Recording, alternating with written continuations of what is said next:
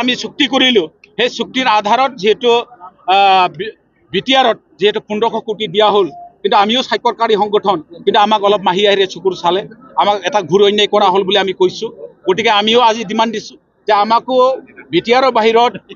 বসবাস কৰা বড়োসকলৰ সৰ্বাংগীন উন্নয়নৰ কাৰণে আমাকো এটা স্পেচিয়েল পেকেজ লাগে আৰু বড়ো কছাৰী ৱেলফেয়াৰ অট'নমাছ কাউন্সিলৰ পুঁজি যিহেতু সীমিত আৰু সেইটো আজিৰ তাৰিখত মই ক'ব লাগিব যে অসমৰ ভিতৰতে সৰ্ববৃহৎ এটা Bodo Kachari welfare autonomous council সি ধুবুৰীৰ পৰা আৰম্ভ কৰি পেলাই ভদিয়ালৈকে সিঁচৰতি হৈ আছে আৰু বৰাক ভেলীত থকা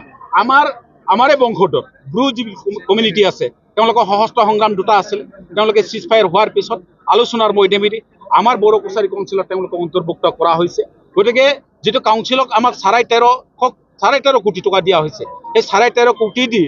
এই ইমান ডাঙৰ কাউন্সিলত আৰু 10 লক্ষাধিক বড়ো জনসাধাৰণক সন্তুষ্ট কৰাটো সম্ভৱ নহয় গতিকে প্ৰত্যাহ্বান জনাব লগা হৈছে আমাৰ মিনিষ্টাৰ ডাঙৰীয়াৰ যিটো বড়ো কছাৰী কাউন্সিল চলাই আছে তেওঁলোকে এটা প্ৰত্যাহ্বানৰ সন্মুখীন হৈছে পুঁজি সীমিত হোৱাৰ কাৰণে তেওঁলোকে এই পুঁজিটো বৃদ্ধি কৰাৰ দাবীত আমি সেই কাৰ্যসূচীটো লৈছোঁ যদি আপোনালোকৰ যেন দাবী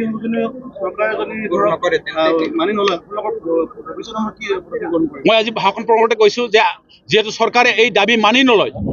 মানি নোলোৱালৈকে এই আমাৰ যিটো সংগ্ৰাম আজিৰ পৰা অব্যাহত থাকিব এই অকল ইয়াতে সীমিত নহয় আমি অসমৰ বিভিন্ন জিলাত আমি এই কাৰ্যসূচী ল'ম আৰু